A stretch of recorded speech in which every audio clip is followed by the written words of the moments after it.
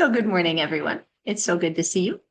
And before we get started, I just want to acknowledge that we're meeting on the traditional, ancestral, unceded territories of the First Nations and Native American peoples. So those of us here in this room are on the land of the Musqueam, Tsleil-Waututh, and Squamish nations. I know some of you are joining us online, and you might be on the land of other nations. So if you'd like, please feel free to write those nation names in the chat now. And always let's remember our connection to our siblings in these nations. Let's pray for the day in which we might be together in right relationship. So welcome. Welcome to Living Interfaith. Know that the whole of you is welcome. You're not asked to leave who you are in your own homes or in your own spaces. Instead, please bring who you are in with you. But what you are asked to remember is that everyone around you has brought who they are in with them as well. And all of goodwill are welcome. So when they're ready, Bruce and Cheryl will start us out with a song.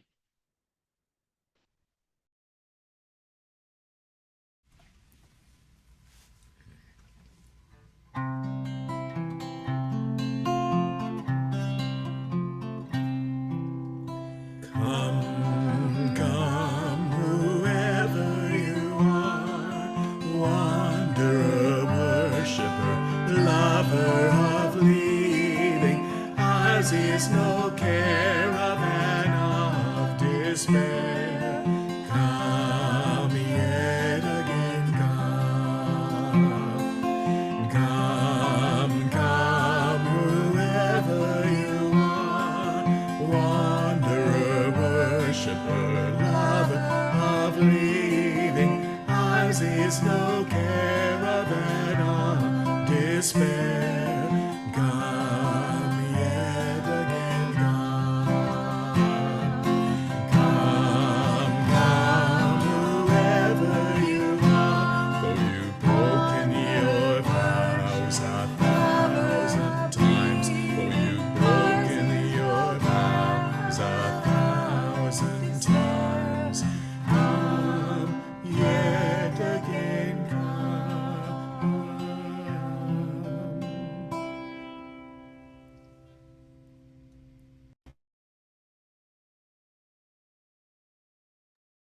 Perfect. Thank you so much. So I have a few announcements before we get started.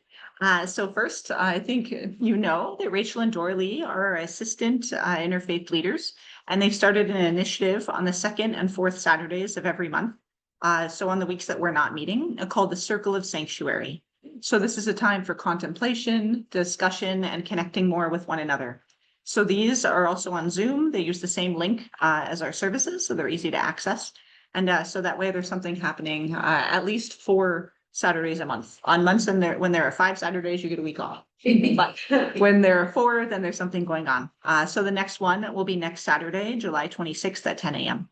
So feel free to join if you're interested. And then the Jewish Museum is currently running a series of summer walking tours through the Strathcona neighborhood and the Mountain View Jewish Cemetery here in Vancouver. And also, if you're on the island, they have them in downtown Victoria and the Victoria Jewish Cemetery. The tours focus on oral histories, archives, and community records to tell the stories of Jewish immigrants whose contributions have helped shape the social and economic fabric of BC. So you can check them out if you're interested. I'm going to put the Zoom link in the chat.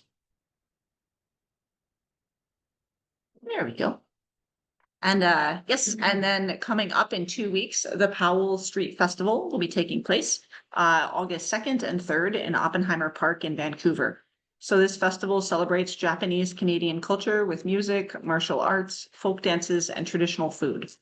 Whether you're drawn in by the taiko drumming, tea ceremonies, or poetry readings, this event brings together culture and spirituality. So you can join if you're interested. And if you want any more details, you can learn more here, and I'll put that in the chat.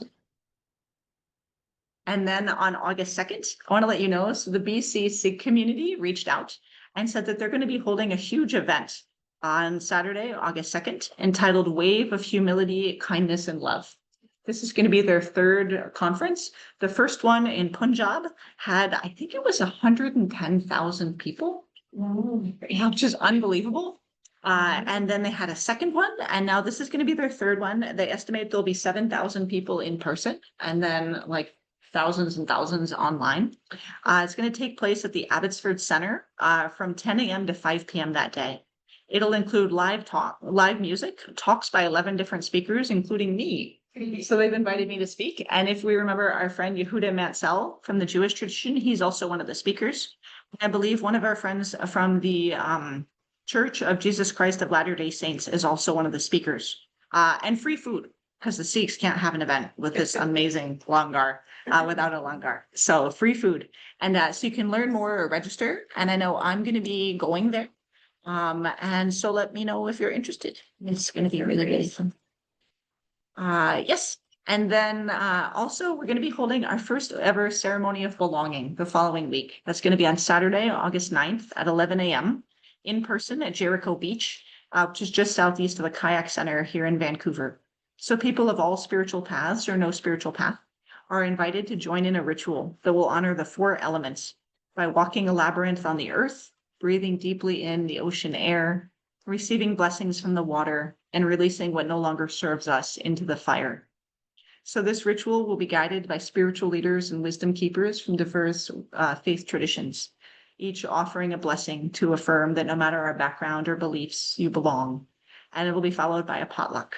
So come join us if you'd like. Let us know if you'll be there. It should be really beautiful. Rachel Dorley and I have been setting it up, especially the 2 of them. This was their idea and it's going to be amazing. So yeah, that's what we have going on. How about the rest of you? Any other events that you want to share? It's Surrey Fusion Festival today. It's an intercultural, multicultural festival, free family festival at Holland Park, and my group Indian Standard Time is playing 3:30 p.m. on the celebration stage. Anybody who's coming out for the Fusion Fest, come say hi.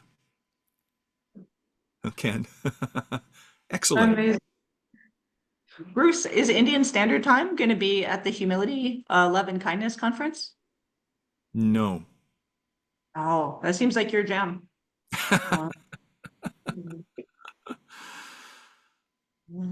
Perfect. Anything else?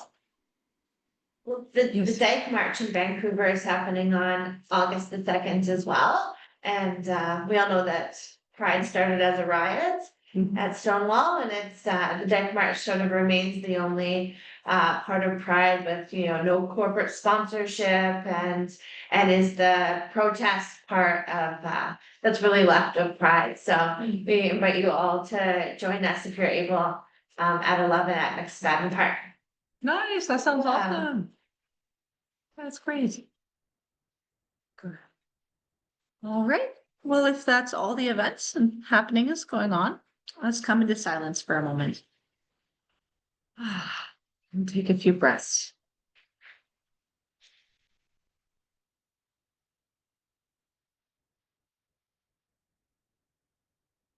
So today we're honoring Vassa, the Rains Retreat.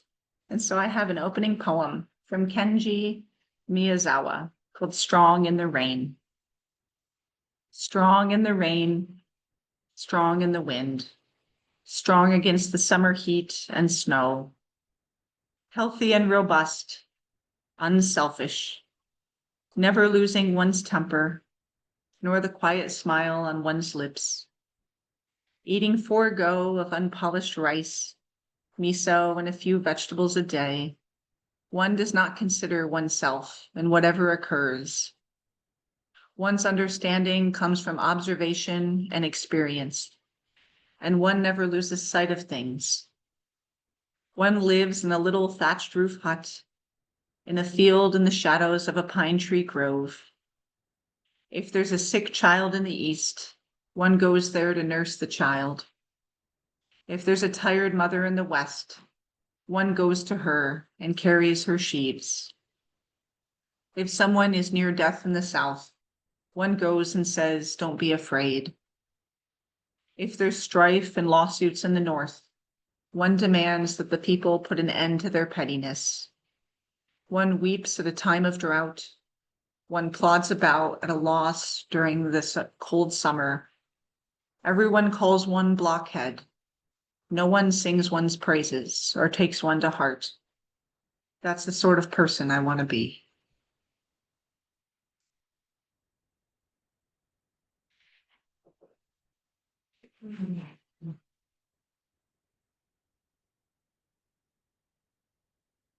Now I'm going to offer our opening prayer, our candlelighting prayer.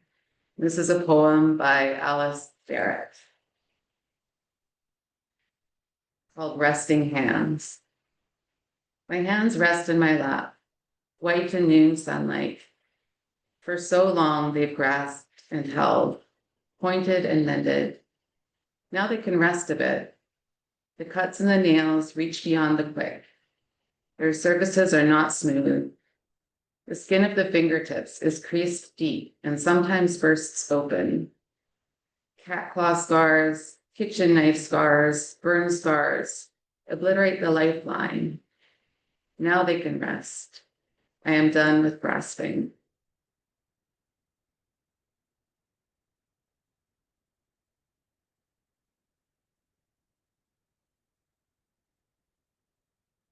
Beautiful. Thank you. And now feel free to unmute yourself and let's offer one another a sign of peace. That might take a little bit longer because there are folks in the room as well. So peace, everyone. Thanks for joining me this morning. Peace. Peace, everyone. Peace. Peace. Peace be here.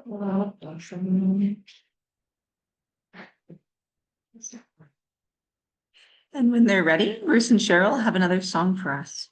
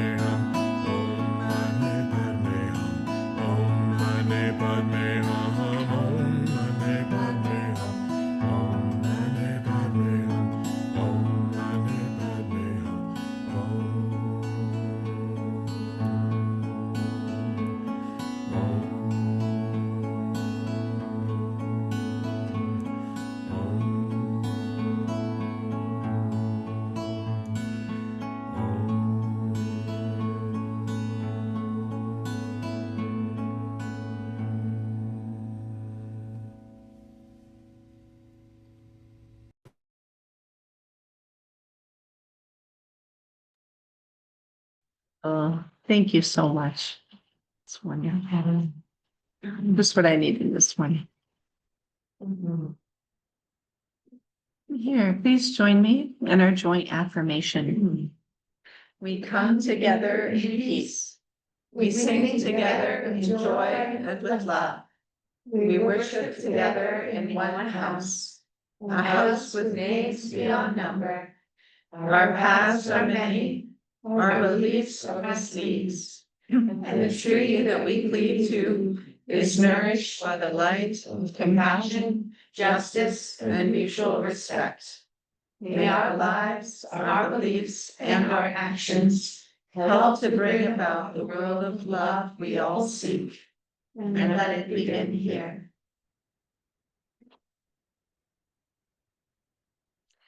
Now let's take a few minutes. We're going to do a group meditation, just a short meditation, and then it will continue on into a prayer time. So get comfortable in your seats or couch or wherever you're sitting or standing.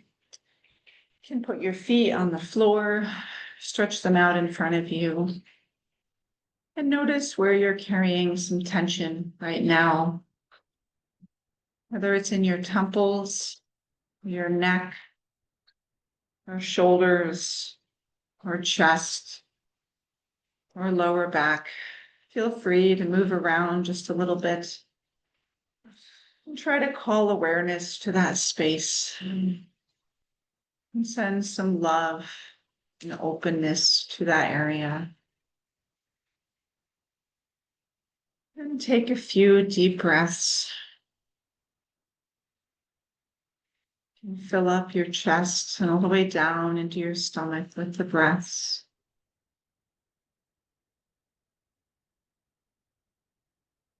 And as you release them, feel yourself settling more and more into your space.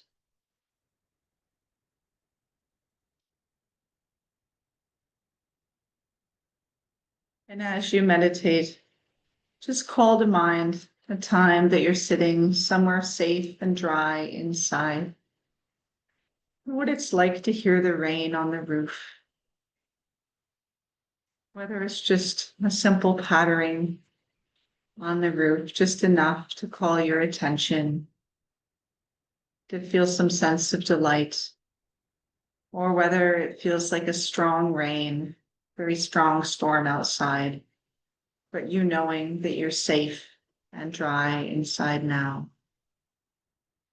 Take a few minutes to imagine this, what that feels like, what that sounds like, and what experience that gives you in your body.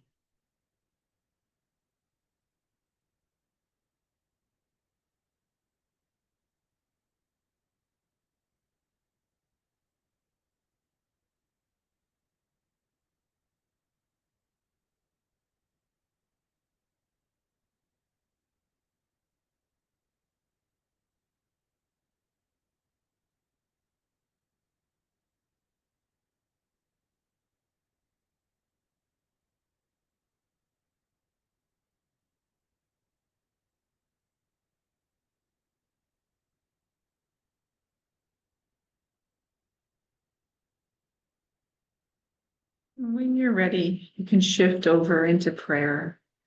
You can pray in whatever way suits you and feels most comfortable for you.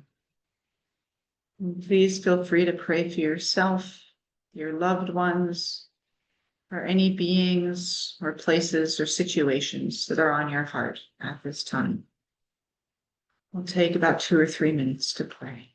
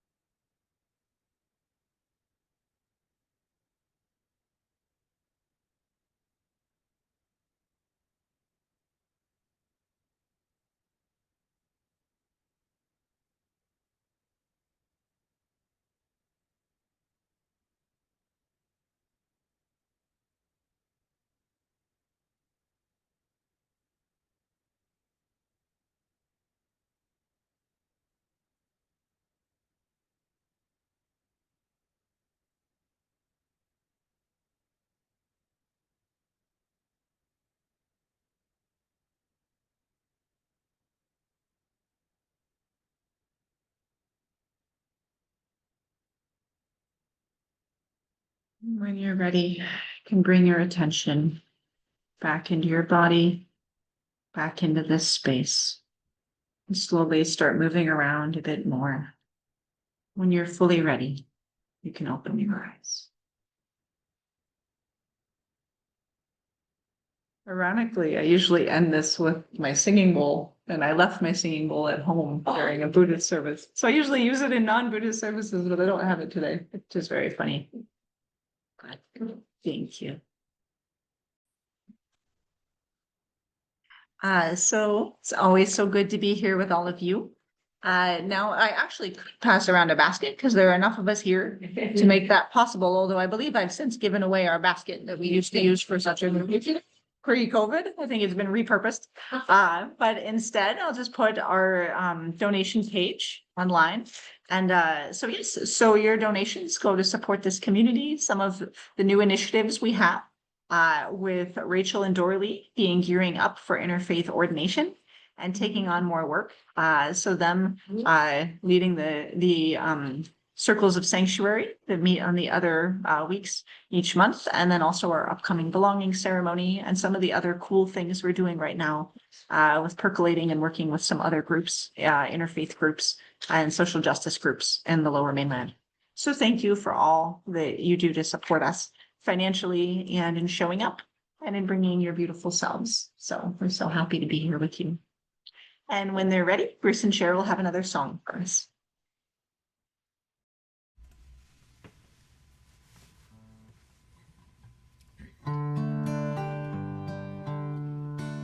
From you I receive, to you I give, together we share, and from this we live. From you I receive, to you I give, together we share, and from this we live. From you I receive, to you I give, together we share, and from this we live.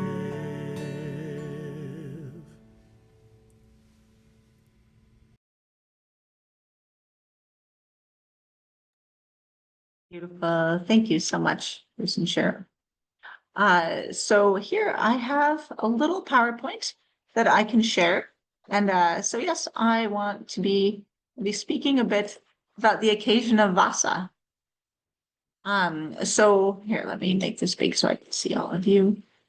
Trying to see everybody. Here we go. So how many folks here have heard of Vassa before? I made it up just so we'd have something to celebrate. Suspicious, like, 25 took your birthday. Ken says he's heard of it. Well, that's good. Ken actually knows much more about Buddhism than I do, and is far more authorized to do this than I am. But yes, but it is a real thing. I promise. I did not just create a Wikipedia page and various things, just so we'd have something to celebrate. No, so Vassa is also known as the Rains Retreat. And let's talk a little bit about. Here, let me just trying to navigate new things. All right, let's do this. So yes, so Vassa is the 3-month-long annual retreat, mostly practiced by Theravada Buddhists, but also over time, Mahayana Buddhists have also started practicing in slightly different ways. The word Vassa means rain, and it takes place during the rainy season in Southeast Asia, usually July through October. So starting right around now and going through October. And Vassa is sometimes also called the Rains Retreat because it takes place during this period. And Samir and I sometimes talk about how it's interesting how climate affects spiritual beliefs and practices. Because with Buddhism, starting in India, in an area that has these huge monsoon seasons that last for a long time, the idea of this like big rainstorm coming and lasting for a period of time will influence what kind of festivals are going to happen at that time. Versus Samir comes from the Muslim tradition, and the idea of not even taking in water when you're fasting makes sense for a desert people who would have a hard time accessing water. And I've often joked, getting to go to Tibet, when I was 20 years old and, learning a bit about Buddhism in Tibet and how being in a place that has such an intense climate as Tibet, the idea of not believing you have a lot of control over things around you and really having to release control makes sense in a place where you are lucky if you have enough oxygen to breathe, not feeling overly in control. So it's just kind of interesting how climate and seasons affect our beliefs. So how is Vassa observed? So it's observed slightly differently by monastics and lay people, which is often the case in Buddhism. So monks and nuns are authorized to stay in one place during the rains retreat. That's one of the key things. So they'll usually stay at a monastery, on temple grounds, or at a retreat center. And kind of staying put is a key component of Vassa, because originally that would help keep people safe during heavy rains and floods. So it wasn't a safe time to be traveling around. Whereas other times the Buddha and his followers would be traveling a lot and offering Dharma talks and teaching meditation. During this 3-month period, that wasn't a good time to be crossing rivers and trying to meet new people when everyone's either holed up or it's not really easy to gain access. So staying put is a key aspect of it.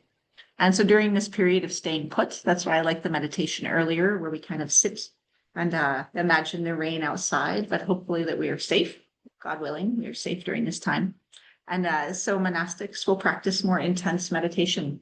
So sometimes taking up a 1 to 3 month long silent meditation or more intense practices, or even lay practitioners will try to do more meditations. I know it's very common for local Buddhist centers to go on retreat to one of the local areas during this time, not for the full 3 months usually, but a week or two. A mutual friend of ours, Kara Pryor, so she's leaving today to go on 2-week retreat. And so it's a very popular time to go on retreat. And for lay folks, it's also common to give up meat, alcohol, and or smoking during this time. Monastics wouldn't be taking part in any of those, at least in theory, the rest of the time. But that's also why Vassa is sometimes also called the Buddhist Lent. So it's a similar idea of abstaining in some kind of way. And the last day of Vassa is known as Pavarana, when all monastics will come before the Sangha and atone for any offenses they might have committed during this 3-month period. So I imagine if you're all staying put in one spot, imagine just staying where you are. This might call back to COVID a little bit, with stay in place orders. And I don't know if anyone got annoyed with the people around them during that period. But you might say like, okay, we were in silent meditation for 3 months and now I'm irritated at all of you. Let's apologize for all the things that we were doing. We were clanking our silverware too loudly, or we were stomping around outside, or we were getting upset. So a way of kind of, cleansing in that way and starting over. And also following Vassa, that's when lay Buddhists will hold a festival, Kathina, to express gratitude for the monastics for their practice and their service in the community. And also bring them food and donations. And it's common to bring new monks' robes at that time. And anyone who is a monastic during that period, they'll kind of count how long they've been a monastic by counting how many Vassas. So it's been like, this was my 3rd Vassa, my 4th Vassa, like that, and get new robes and kind of start over for a new season after this. Sorry, I'm just quickly checking. I see that there was, very nice. Thank you, Ken. And so this idea of staying put.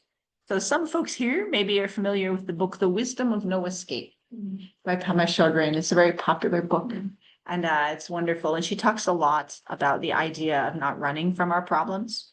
And she's so wonderful about using lots of stories and things we can, really understand that help us with our spiritual practice.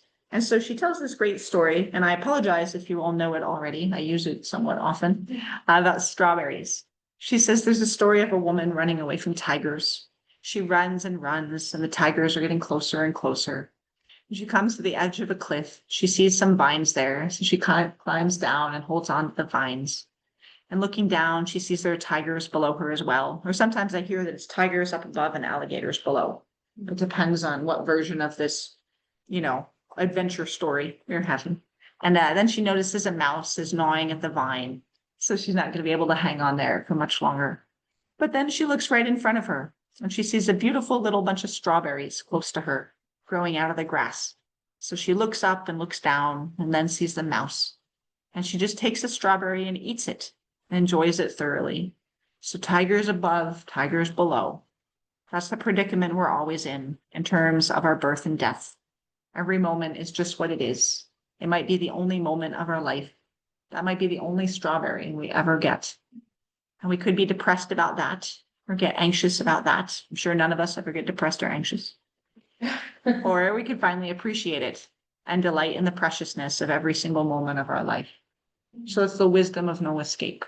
So not actually escaping from the strawberries, not actually getting to safety, not saying let's bypass the strawberries so we can go somewhere else where everything will be safe, everything will be fine. But rather wherever we are, stay there. And again, that reminds me of during COVID times. I remember our former BC Premier, John Horgan. I thought it was so hilarious. He said, BC is beautiful. So wherever you are, stay there. We'd stay in place orders. So, and I know that was really hard. I'm actually someone, I was just sharing earlier that I was riding my bike around like almost 40 kilometers a day. So I like moving, I like doing things, I like mixing things up. But the wisdom of no escape. What's it like when we just stay there? So we don't go somewhere better. We don't try to make things better. There's another poem, I believe I've shared it before, where it says, do you believe that peace can come in some other moment to some other mind than ours? Is peace tigers only eating vegetables? Rather, peace is this moment, just this moment exactly how it is right now. And so I think that's part of the focus of Vassa. It came out of a really good specific reason, which is that it's not safe back in the day to travel across these big rivers and through these jungles when you have massive floods and rain. But how do we apply that today? Especially in a time where we worry about the climate, where us insisting on flying all over the world and traveling all over the world at a breakneck pace is not really good for us and is endangering us and all sentient beings. So what would it be like to stay here? What would it be like in ourselves rather than saying, I'm unhappy right now. I don't like myself the way I am, or maybe I don't like my job or my situation or the health thing that I'm dealing with or something going on in my relationships. So I need to get out of them. If I find new people, if I find a new job, if I move to a new place, if I take up new hobbies, if I go somewhere new, if I change everything up, then I'll be happy. But wherever you go, there you are. Right? So what if we don't go anywhere? So what if we stay here and we learn how to face whatever's going on in our lives? And we learn how to find joy in that and how to find peace in that and acceptance and real self-compassion. What would that be like? So one way we do that is we try to learn from our teachings. So this is actually a teaching from the Vassa Sutta, from the Buddha. So the Rain Sutta. Monks suppose it rains heavily on a mountaintop. The water flows downhill to fill the hollows and crevices and creeks, and they become full, and they fill up the pools. The pools fill up the lakes fill up the streams fill up the rivers. And as the rivers become full, they fill up the ocean. The Buddha says, in the same way, a noble disciple has unshakable confidence in the Buddha, the Dhamma, and the Sangha, and the virtue loved by the noble ones. And these things flow onwards. And after crossing to the far shore, they lead to the ending of defilements, nirvana, also known as nirvana. So this idea of filling up. I remember years ago when I first met Dorley, we took a class on wisdom from different faith traditions. And there was from a Jewish writer, she wrote about the idea of, if you've ever seen one of those fountains where the water comes from the center and then it flows down and it has things, and as each level of it fills up with water, the water comes down to the next level and that fills up and then it comes down. And she says, we have to be like that too, that we can't say, okay, I'm going to give all of myself out, but I'm not going to fill up. So we need to take the time to rest and to do our own spiritual practices and to have joy and have fun and have relaxation and do the things we can to fill up. And then we can give to others if we ourselves are full. So we can take in our teachings, we can take in the practices, we can take in the love and support of the Sangha. And in that way, we have enough to give to others. And so how many folks here have actually been on a retreat before? Show of hands. Some folks. So retreats are wonderful. So Dan, I'm sorry, because I know that you were further afield. I need to look up some retreat centers closer to you. But here are some closer retreat centers. So Rivendell Retreat Center, so named because of the Lord of the Rings, which is wonderful. So that's on Bowen Island. That's our closest one. They have group and individual retreats. Every year, there's a group of us from Canadian Memorial United Church, where I work, who go and we do a 4-day silent time there. And so we go on retreat. I know when I tell folks who don't do retreats, it sounds very intense because it's like 4 days in silence. And we do something like, it ends up being around 4 to 5 hours of meditation a day, which sounds very, very intense, but it's actually really lovely. It's actually so calming. And as someone who's often in email land, of like sending and writing like 50 emails a day, and like getting my phone is beeping all the time. And I'm just like, I've often said my life is often like whack-a-mole, where I'm just trying to do all the things. What's the next thing that's due? How do I do the things? And then you get to go to a place called Rivendell, like you're hanging out with the elves, and it's quiet there, and you're not expected to talk to anyone, and you just sit with a group, really lovely group, and you sit in silence. And it's actually so wonderful. I usually, my first couple sits, I'm like falling asleep because my body actually needs so much rest. But as you get rest, you start to feel better and it gets easier to sit. And I know sometimes when folks say, oh, I tried meditating, but I couldn't focus, or I couldn't, I fell asleep. And I was like, oh, that's never happened to anyone else before. So don't worry, like it's totally common. That's exactly what it's like. But you just do it, and there's this sense of grace and a sense of openness. So I love that. I go every year. But also I know lots of folks, the local Mountain Rain Zen Center every year around this time, they organize a group to Loon Lake. You can bring a bunch of people or just a few people. And it's really wonderful. Wisteria Acres, I don't know anyone who goes out there, but they have small retreats and they actually do horse therapy that I hear is very cool. And then the Bethlehem Retreat Center on the island, group and individual retreats. And then how many folks here have done a Vipassana retreat? So Rachel, Pam, a couple folks, but I assume Ken maybe. I haven't done a Vipassana one. I jokingly call it meditation prison. I would love to go actually, but because you go, it's 10 days and you have to give your phone and everything. And once you start, you're not allowed to leave till the 10 days are up unless you hopefully don't take a heart attack. Unless something like that happens. Because they don't want you to say like, oh, I did a day and a half and it was too hard and I'm never meditating again. So you stick with it. Wow. So I'd love to do it. And people I know who've done it love it. Our friend Arun Chatterjee from the Hindu tradition joins us sometimes. And he says he's done like 3 or 4 of them. And it's amazing. So yeah, if we ever want to get a group to go out there out near Merritt. Yeah. So there are different kinds of retreats. And there are other kinds of retreats if folks are into yoga, or again, like horse therapy or other kinds of things, art therapy, sound bathing, all kinds of things, forest bathing. So yeah. So really, I started out calling this the importance of retreat, and I switched it to the need for retreat. Because it's not just important, it's actually a need to take time out of our everyday lives, to take time to be with other people, or to just be in silence, and to lean into our practices, to have some rest, and to just know that we're safe, that wherever we are, we're safe there, and we can be held there and find peace.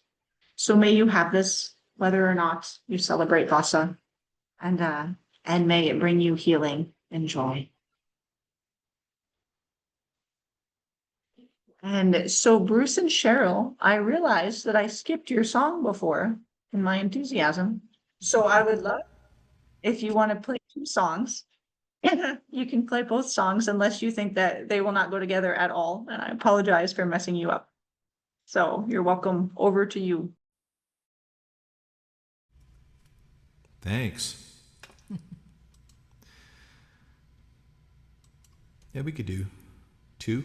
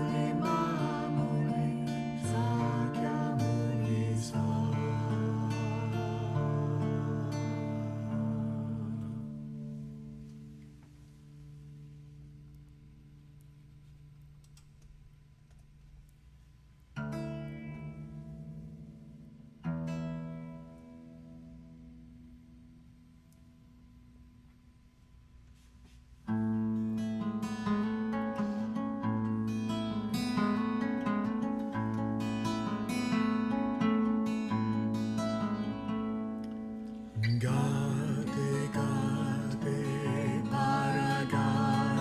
para Sangate, Bodhisattva.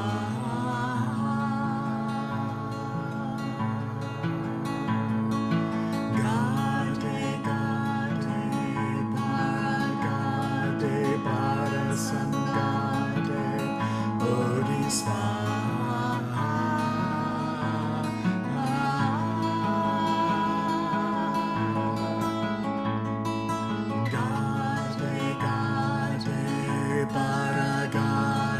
para Sangate,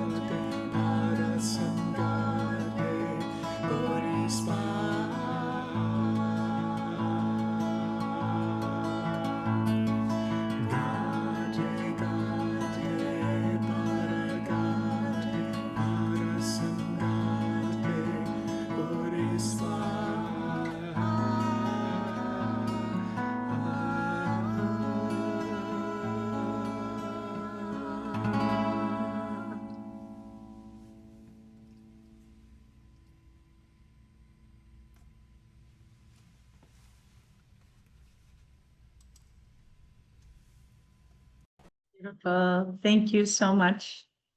Thank you, friends, for taking this time to come together to meditate, to hopefully feel safe and calm and held in this space. May you find that in the rest of your life, in the months ahead. May you feel that rest and relaxation and centeredness, hopefully the same one that you feel right now.